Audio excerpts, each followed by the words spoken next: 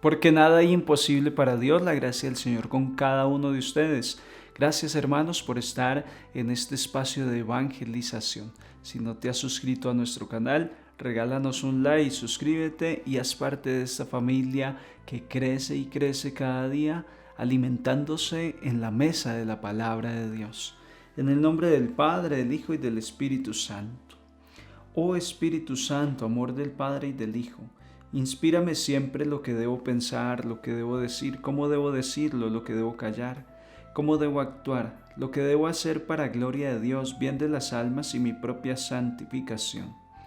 Espíritu Santo, dame agudeza para entender, capacidad para retener, método y facultad para aprender, sutileza para interpretar, gracia y eficacia para hablar. Dame acierto al empezar, dirección al progresar y perfección al acabar. Amén.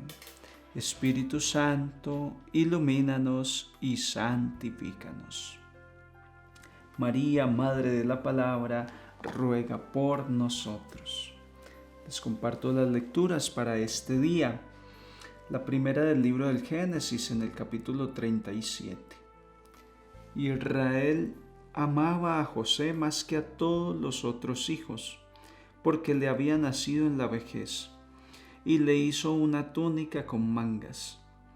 Al ver sus hermanos que su padre lo prefería a los demás, empezaron a odiarlo y le negaban el saludo.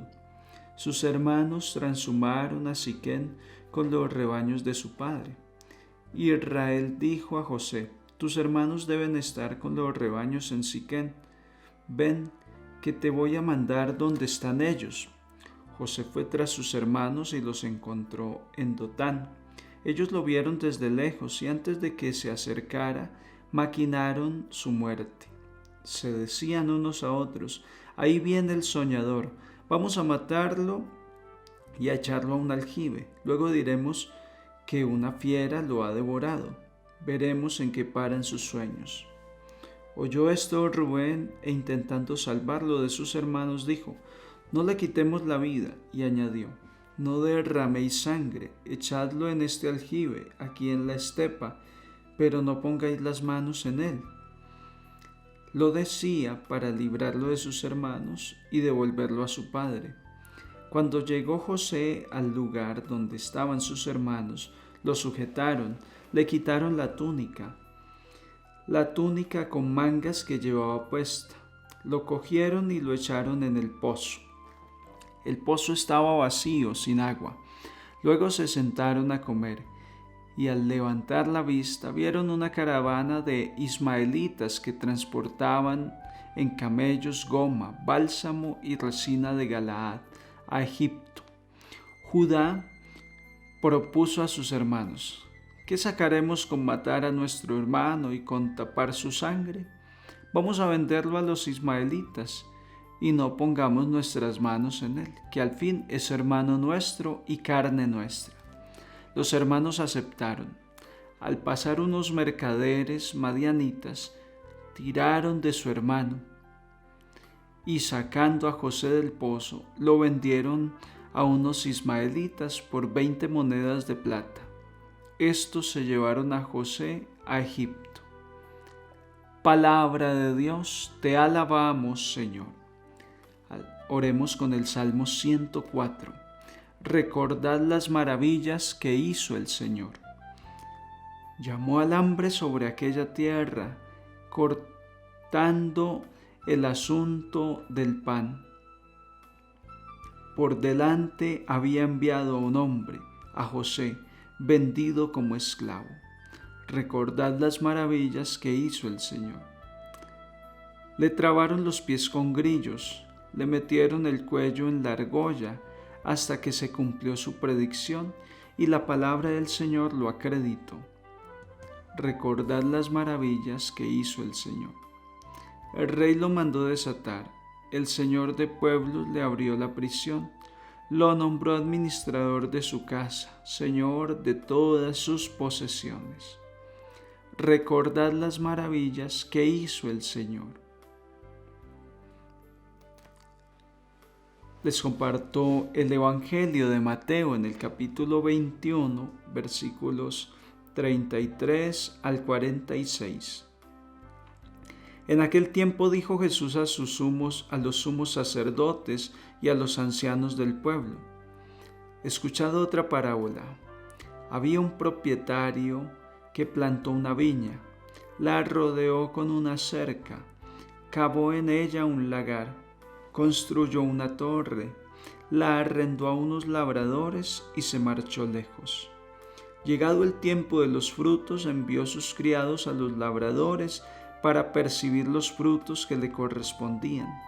Pero los labradores, agarrando a los criados, apalearon a uno, mataron a otro y a otro lo apedrearon. Envió de nuevo otros criados, más que la primera vez, e hicieron con ellos lo mismo. Por último les mandó a su hijo, diciéndose: tendrán respeto a mi hijo. Pero los labradores, al ver al hijo, se dijeron: este es el heredero, venid, lo matamos y nos quedamos con su herencia. Y agarrándolo lo sacaron fuera de la viña y lo mataron. Cuando vuelva el dueño de la viña, ¿qué hará con aquellos labradores? Le contestan: hará morir de mala muerte a esos malvados y arrendará la viña a otros labradores que le entreguen los frutos a su tiempo. Y Jesús les dice: ¿no habéis leído nunca en la Escritura: la piedra que desecharon los arquitectos es ahora piedra angular, es el Señor quien lo ha hecho, ha sido un milagro patente? Por eso os digo que se os quitará a vosotros el reino de Dios y se dará a un pueblo que produzca sus frutos. Los sumos sacerdotes y los fariseos, al oír sus parábolas, comprendieron que hablaba de ellos, y aunque intentaban echarle mano, temieron a la gente que lo tenía por profeta. Palabra del Señor. Gloria a ti, Señor Jesús. La historia de José vendido por sus hermanos y la historia de Jesús es un paralelo. Hay un paralelismo en estas dos historias, como la envidia lleva a los hermanos de José a venderlo como esclavo en Egipto, de igual forma que Jesús, antes de ser crucificado, le rasgan su túnica de mangas, que era de una sola costura, y que es vendido como esclavo, que no cuenta, que no importa, se convierte en el libertador, en la esperanza para toda la descendencia de Israel. De igual forma, Jesús, el que no contó, el que ya no tenía aspecto humano en la cruz, el que fue despreciado por los suyos, se convierte en nuestro Salvador. El camino de la cruz es el que hoy se nos señala como un camino de redención, como un camino de crecimiento. El ser humano que no experimenta la prueba, que no experimenta el camino estrecho, aún no empieza a crecer.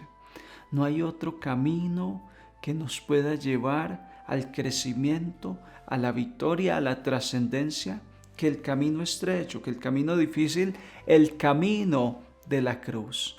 Personas que nos envidien, personas que quieran maltratarnos, que le pongan precio a nuestra vida, muchas habrán, pero para Dios todo esto hace parte de un proceso de crecimiento. Para Dios todo esto hace parte de lo que se denomina el plan de salvación, la economía de la salvación en la vida de cada ser humano. Uno no lo entiende cuando tiene esas dificultades, cuando es traicionado, cuando es burlado. Uno no lo entiende José seguramente no entendía cómo mis hermanos me van a vender, cómo me van a hacer esto, pero detrás de esto había un plan de Dios. Hoy quiero motivarte a leer tu vida en esa clave de fe de la cruz del sufrimiento. Por supuesto que has tenido que sufrir mucho hasta este momento. Por supuesto que han habido momentos donde dices, ¿por qué me pasa esto a mí? Aunque los hombres se equivoquen, Dios no se equivoca. Y Dios sabe qué permite con cada uno de nosotros.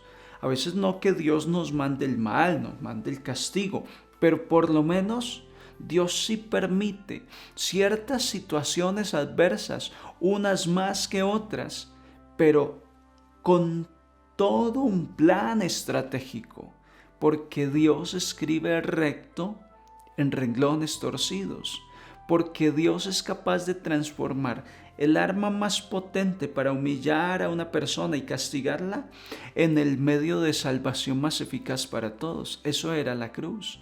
La cruz en aquella época era como la inyección letal, era como la silla eléctrica de esta época. Sin embargo, Dios es capaz de tomar el dolor, el sufrimiento y transformarlo en la bendición más grande. Ese es el proceso del ser humano en crecimiento. Ese es el proceso que tú estás llamado a vivir a la luz de la palabra de Dios. La palabra de Dios que te va a ir guiando, y aunque hay heridas, aunque hay tristezas, aunque hay historias tan desoladoras, tan trágicas detrás de cada uno de nosotros, allí también está la mano de Dios sosteniendo, como una historia salvífica que solo se logra comprender cuando se llega a la meta, cuando se asimila la cruz. Un cristiano no habrá podido entender el sentido de su vida hasta que no suba a la cruz con Jesús, hasta que no llegue a esta realidad que narra la parábola de Jesús en el Evangelio de Mateo. El desprecio, la injusticia, el maltrato. Hasta que no se cometa con el ser humano esas situaciones adversas de maltrato, de rechazo, el ser humano no podrá crecer. De alguna forma tenemos que sufrir y atravesar por esos caminos adversos. Yo no creo que exista un solo ser humano que no sepa lo que es el desprecio, lo que es la traición, lo que es la burla. Unos en mayor medida que otros, pero todos tenemos que pasar por ese camino estrecho. Y nuestra vida cobrará sentido el día que sea iluminada con la cruz, con el Evangelio. Si no, el ser humano, de todos modos, tendrá que trasegar por ese camino, pero con el sinsentido de la vida. ¿Por qué me pasa esto a mí? No entiendo. La vida es una tragedia, pero la vida deja de ser una tragedia, deja de ser un cúmulo de realidades dolorosas cuando comprendo el dolor. Una máxima de la terapia psicológica, de la psiquiatría, es comprender es sanar. Guarda eso en tu mente y en tu corazón.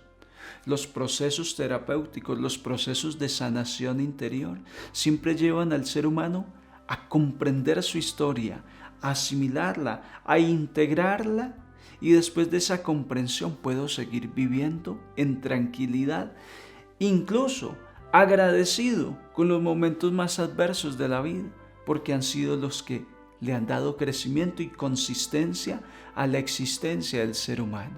Hoy te animo, a la luz del Evangelio, a la luz de la cruz, a la luz de este misterio de la Cuaresma, la sobriedad, la penitencia, el ayuno, que lo que quiere es contemplar la imagen de Jesús que camina al Calvario, a la luz de este misterio, comprender tu dolor, asimilarlo, integrarlo a tu vida y saber que Dios siempre, al final de la historia, recapitulará todo en la persona de Cristo con su segunda venida y hará justicia. En la parábola de hoy dice el Señor, ¿qué hará el dueño de la viña cuando regrese con aquellos malvados que mataron hasta su hijo?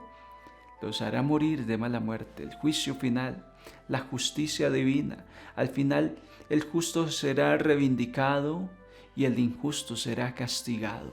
Sigue caminando por la senda de la voluntad de Dios y no mires alrededor porque hayan injustos. Cada uno tendrá su paga. Que no seamos nosotros los que rentamos la viña y nos queremos quedar con todo el producto, con la misma viña, sin darle a Dios a percibir los frutos que Él espera, que es la santidad, la obediencia, lo que Él nos pide cada vez que envía un profeta, que envía a su Hijo a pedirnos ese fruto. Porque eso sería lo que merecería la condenación eterna. Que nosotros seamos esos administradores fieles, solícitos y prudentes, que a su tiempo damos al dueño de la viña el fruto que Él espera. Nuestra santidad, nuestra felicidad. Dios no espera otra cosa. Dios quiere que tú y yo seamos felices. La gracia del Señor esté con todos ustedes, queridos hermanos, y les bendigo en el poderoso nombre del Padre, del Hijo y del Espíritu Santo. Un santo día en el Señor para todos.